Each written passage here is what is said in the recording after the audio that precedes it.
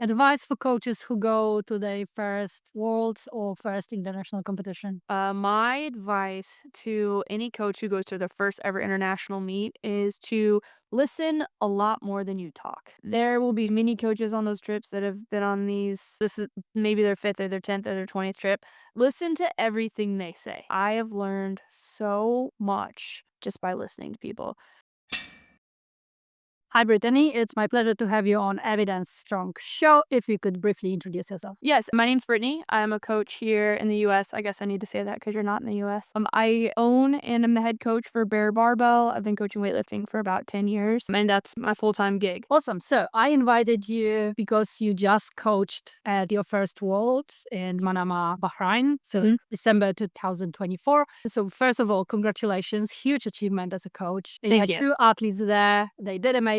So I thought it would be awesome if we could talk about how it was and how you prepared and how it is to go to your first Worlds as a coach. So let's start with how did you get there? Yeah, so I've been coaching weightlifting for almost 10 years. I had my first athlete make an international team in 2019, but there was a youth, and that same youth continued to make teams all the way through their junior years. So I've had a good amount of experience with youth and junior international, but this was my third senior trip, but my first senior worlds. So I had two athletes. So Aaron Williams, who's a super here in the US, and he has only been lifting for about 2.5 years. And then my other athlete, Celia Gold, she's been lifting for actually, I think, longer than I've been coaching weightlifting. And she is very experienced. She made youth and junior teams, and then now she competes for Israel, and this was her fourth world. So I think one of the things that was pretty interesting was I took two different athletes with very different experiences with these trips. Also, in coaching for two countries, so you also have perspective how the teams run Right. during the competition before and after. So exciting. Yeah, it was very different. So I traveled in with Israel. Israel obviously has a much smaller delegation. So it was myself and then their head coach, Anatoly. And then there were three athletes competing there. And then, obviously the US is very different. There's a team doc, there's, the nutritionist is there. And so I spent the first like 5 days with the Israel delegation at their hotel. And then after Celia competed, like the day after, I transitioned over to the US hotel and then spent the rest of my time with the US delegation. Okay, well,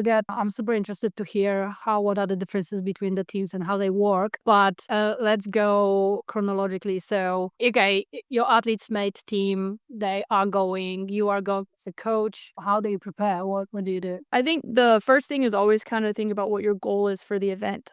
For some people, so for example, if with Aaron, our goal was for him to be placed on stipend. So that gave us a specific goal number for us to hit. If that wasn't the case, and let's say stipend wasn't on the table or that wasn't, then you have to be like, okay, well, how do we rank up against everyone else? Well, if you look at the start list, he was like 6th or 7th in A session. So realistically, you would need something really weird to happen to probably get a medal or whatever. So if that was the case, then we would have just went to get him experience at Senior Worlds. But due to the fact of the stipend and the exact total, we created a plan probably 8 weeks out and just kind of made attempts that we were like, okay, this is our goal. This is what we feel comfortable with. And then we obviously had like a backup plan. Like let's say snatches don't go exactly as planned, then we obviously need to change our plans for clean and jerks. So we went in with a specific goal in mind and kind of like, we have to total. This is the lower stipend. This is the higher stipend, with obviously the highest stipend as a goal. With Celia, it was different because for her, our goal was just to place top 10. We didn't really have any numbers that we needed to hit. It was kind of like, it was our first international trip together. So it was kind of like, let's just do this thing together, kind of see where we end up. And then for us, the goal is really Europeans, which is in April. So that's kind of where she's more going to be peaking for Europeans. That's more where the Israel delegation cares about her performing because there's a much higher chance of her doing really well and ending up on the podium. Okay, so very different goals. Now, how did you go about preparing the athletes technically,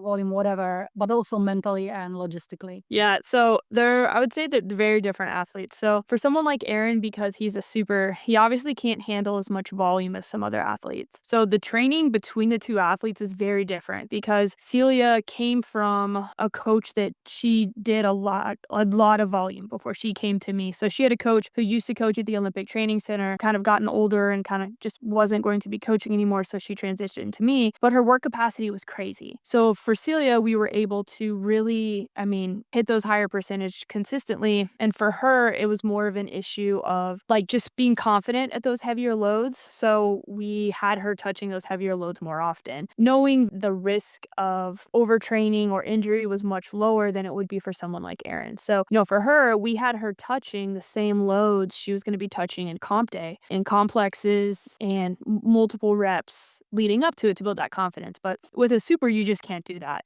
I mean, it's scary. Someone you care about is trying to put 500 pounds over their head. Like, you're just like, I hope nothing goes wrong, So with him, we had to be right, exactly. We had to be way more methodical with our like weight selection and also listening to his body, because any sort of injury or something could take, a little longer or something like that. And because he had a much higher thing on the line trying to get paid, we had to be more careful. And so, leading up to it, it was a lot of just like building both of their confidence. With Celia, it was more hitting those heavier loads, but with Erin, it was more maybe hitting like the last couple warm-ups, but hitting them proficiently. Like, hey, we're going to hit this lift really well, knowing that on game day, when we add, 10, 15 kilos, it'll be fine. And then as far as the taper too, I mean, Celia her last heavy day was like maybe 5 days out, maybe 4 days out, because I learned over the last couple meets with her, sometimes I almost let off too early. And I think that's something as a coach that's hard, is figuring out how to help athletes feel the best on game day. Because I mean, making people strong or making their technique better, it's not really universal, but kind of. But those tapers are so important, because for some people, if you don't pull off soon enough, they're going to be trashed on game day. And then some people, if you pull off too early, they're not going to feel good. So with her, we kind of like stayed on the gas pedal a little longer. But with Erin, I mean, we pulled off probably a week and a half before, just to make sure he felt good, also taking into account travel, because he's a 400-pound guy.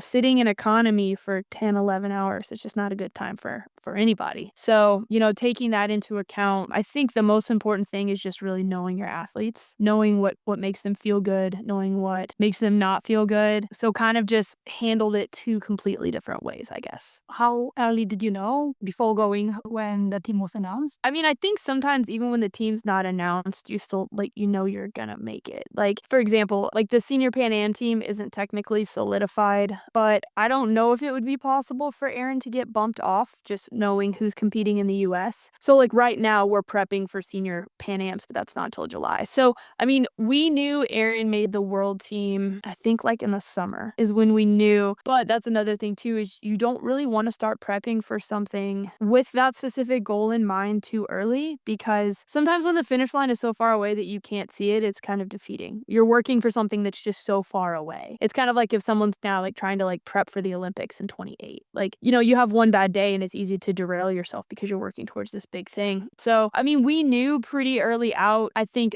I personally usually pick like 2 meets a year that I kind of like really peak athletes or really prep them for. But I think just athletes doing train through meets is super important, just to kind of, I mean, we lift heavy in training on like regular days. So doing the same thing on a platform should also be okay and normal. So on that topic, earlier, it's months ago now, you had some goals in terms of numbers because there is a stipend, and that's important. So how do you manage, or maybe you don't, I don't know, the mental toll, the mental side of preparing for international competition like Worlds? Yeah, I think it's difficult depending on the athlete. Some athletes are pretty good communicators and some are not. I can say this openly because we've discussed it. Aaron's not a great communicator. It's one of those things I kind of have to like pull things out of him, and we're definitely working on it and getting better. But I think another thing that really kind of affected him heavier is also, the US hasn't had a good super heavyweight in a really long time. And so there's a lot of like excitement when he came onto the scene. Also, he's just such a good guy. Like, he's super friendly, super nice. And so I think that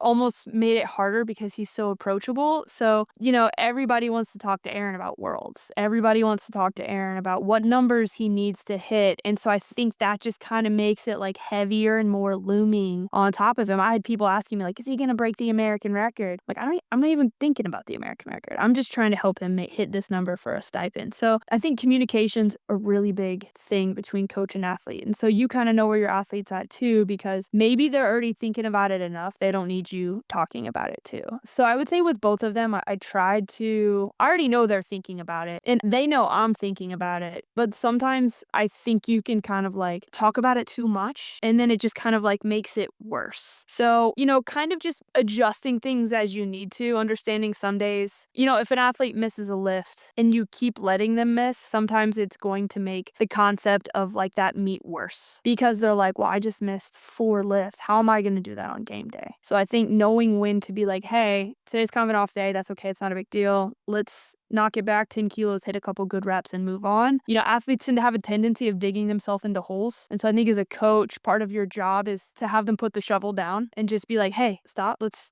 move on to another piece of the ground. We don't have to keep digging here. And like letting them kind of just like chill. Because high level athletes, they put so much pressure on themselves already. Most of them don't need a coach putting more pressure on them. So I think personally, I try to just help them focus more on like the forest than the trees. Like Celia did great at Worlds. If you look at the numbers, she had a lifetime total PR, didn't hit as many attempts as we wanted, but she was still pretty upset. And it's kind of like, hey, this is our first Worlds together. We still have so many more. The Olympic quad hasn't even started yet. Let's take the good away from this. And then when we get back to training, let's know what to work on. But like, we don't need to keep beating ourselves up. And I think that's probably one of the hardest aspects of coaching high level people is like, they got there by beating themselves up probably. So just being able to like manage that expectation and kind of help them not. What I'm hearing is that you kind of put this particular meet into bigger perspective for them. So yes, this is Worlds, this is high level competition, but let's look at it from the perspective of your career. This is not the last competition. And right. Even if it would be, like, you as an athlete can't be thinking that way.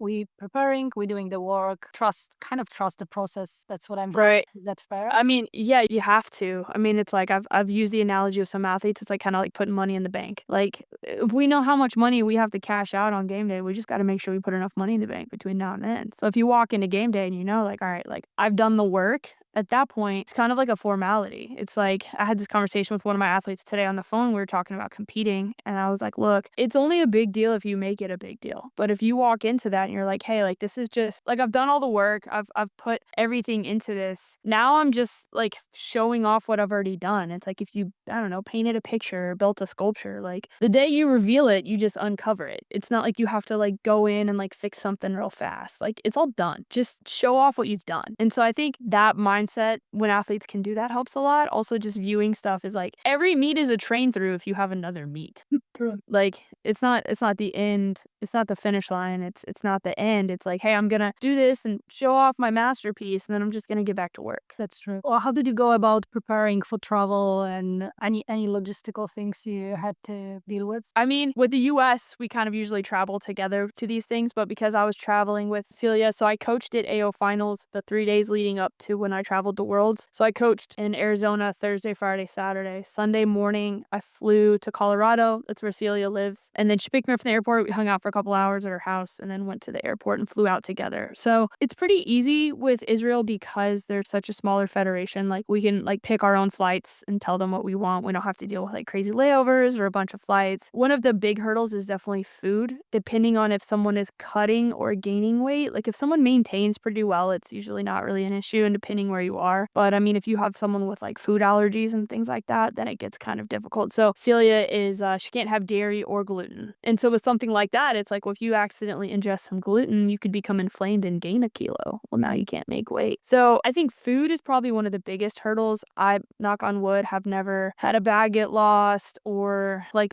I think I've missed 1 or 2 flights, but I've never had anything like crazy happen. When I flew back from Junior Worlds in Greece, it was like 6 flights, and that was terrible. It was so bad. So I haven't had anything like that. But, obviously for Aaron, traveling that far is really difficult as a bigger guy. So, I'm sure he'd have his own story about his logistics with traveling. But for me, it was pretty fun. I will say on the way back, maybe like the last 2 days in Bahrain, I did get sick, and I was pretty sick traveling home. And I was in Frankfurt on like a 6-hour layover, just trying to find medicine to like some kind of cold medicine or something. And that's the first time I've ever gotten sick on an international trip, but I was sick for like a week or 2.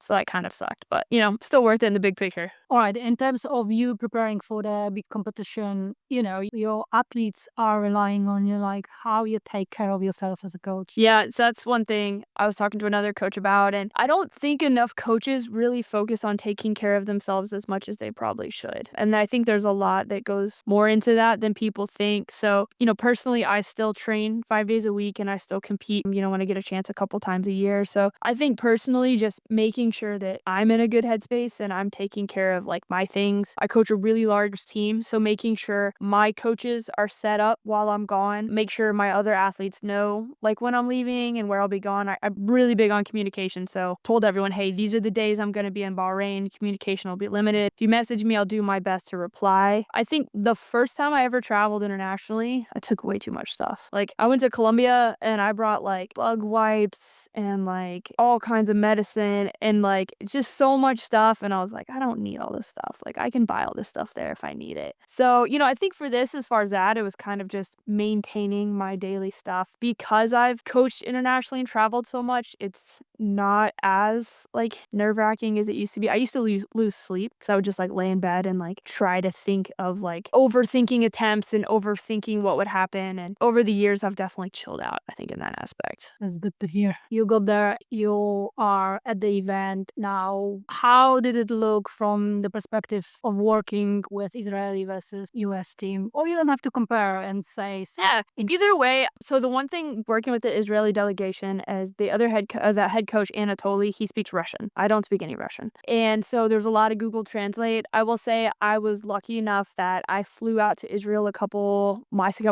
it was a summer, and met the entire delegation. So I kind of had a going rapport with Anatoly, which helped a lot because he got to see me coach Celia at the Israeli National Championship. And so he knew, for lack of better words, he knew that I knew what I was doing. And he also knew that I knew Celia really well. So not a whole lot different. Definitely had less help with the Israeli delegation because the other athlete, Nicole, was competing at the same time. And so, so we're in two different cubicles. We don't have anyone loading for us. So I'm my first senior worlds, my first session. I'm loading my athlete's bar. I'm counting and I'm like coaching them at the same time. And I was really stressed about it, but it was fine. And Anatoly definitely tried to help a few times, but I was like, hey, like I got it. Like you should focus on the other athlete. So at the end, after snatches, we had a little bit of nerves on clean and jerks, ended up missing. Celia missed her first one, ended up bumping to buy her some time. She missed again. And it was one of those moments that I learned many years ago just to trust my gut with things. And I had this like weird gut feeling. I was like, I need this last lift to mean something more than a total. So Celia missed her second clean and jerk. Anatoly wasn't even with us. At this point, I'm like, what do I do?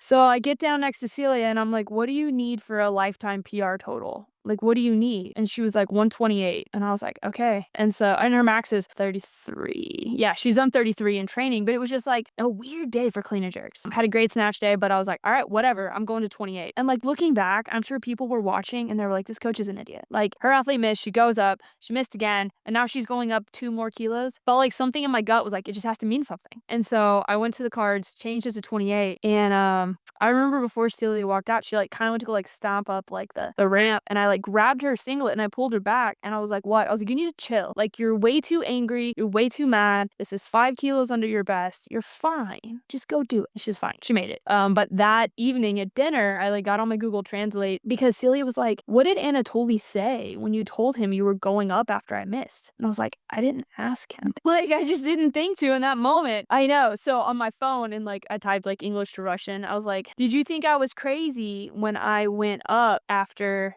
Celia missed twice?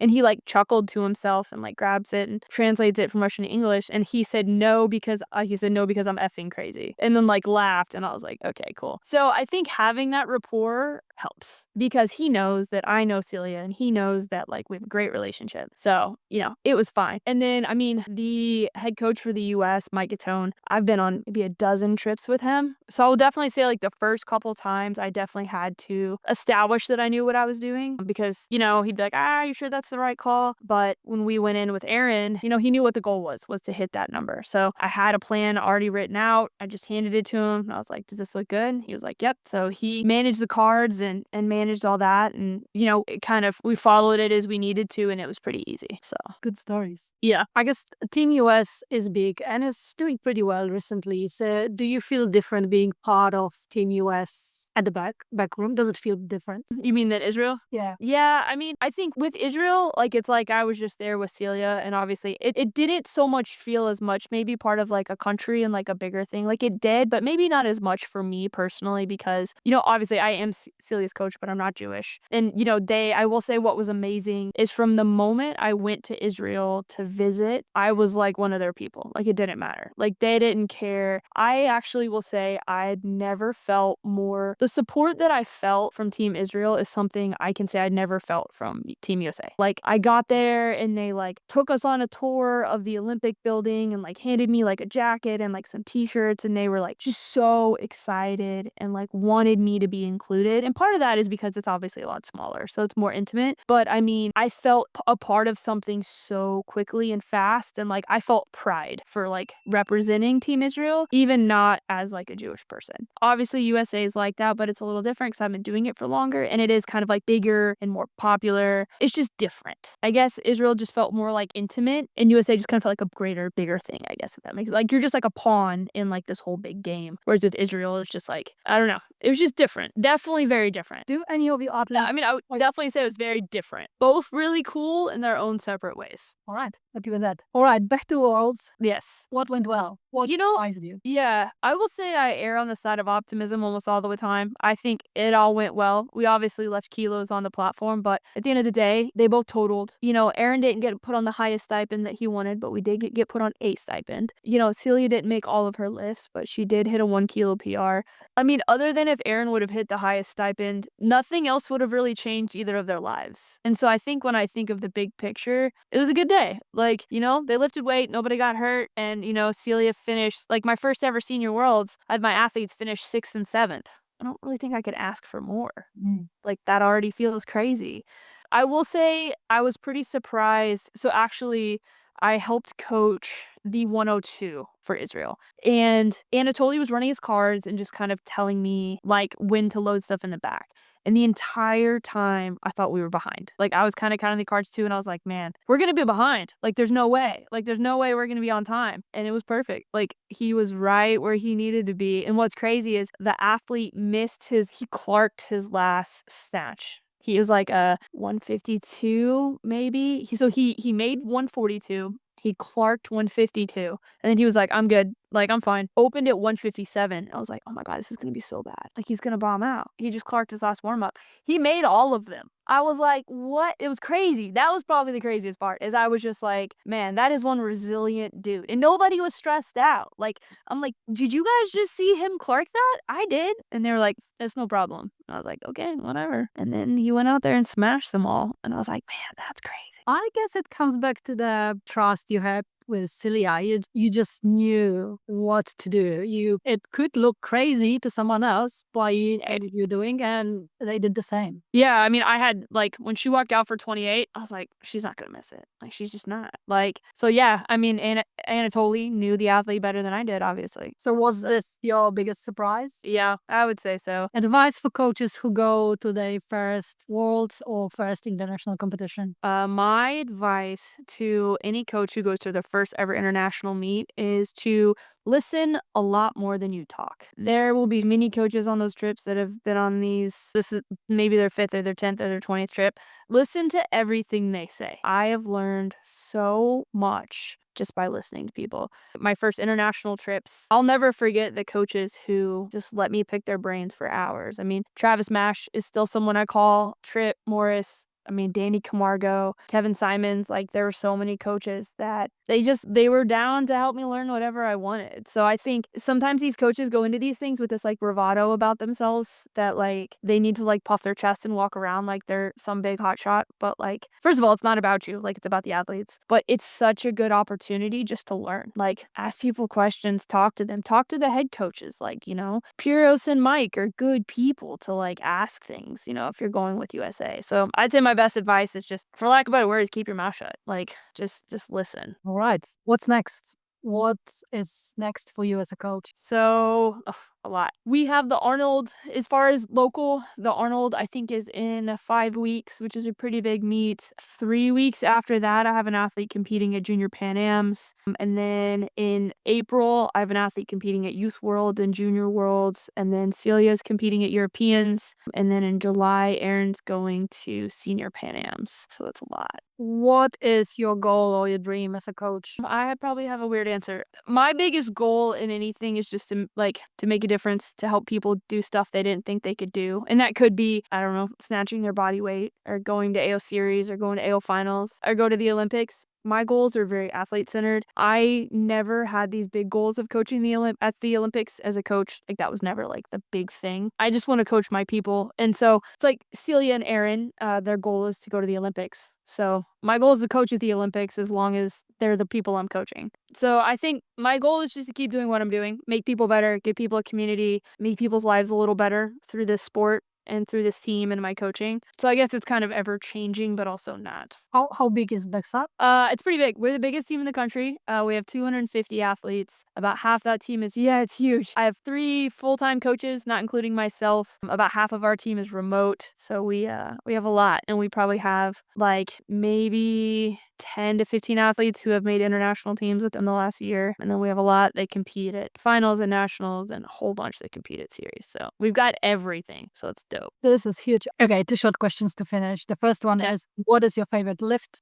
Personally, it's pretty much always snatching. That's always been my thing. But if I were to maybe be more specific, like, let me do something from like the blocks or the hang, because I'm way better at it. So personally, I'd say, like, man, an above knee block snatch all day for sure. That's probably my favorite. Okay, where people can find you if they want to see what you're up to, what your athletes are doing, where should they go? Yeah, so we're pretty big on Instagram. So obviously it's pronounced Bear, but it's Bexar, Bexar Barbell. For anyone who doesn't know, it's pronounced Bear because it's the county we live in. So San Antonio is obviously very close to Mexico, and so it's technically Bejar, but we all just pronounce it Bear. But you can pronounce it Bexar, I don't really care. So it's Bexar Barbell, and then my personal Instagram, it's been the same for like 7 years. It's SlimThick64. If you're in San Antonio, you can come hang out. If not, you can definitely find us at pretty much any national meet ever. So Awesome. Thank you so much. It was a pleasure. yeah, definitely.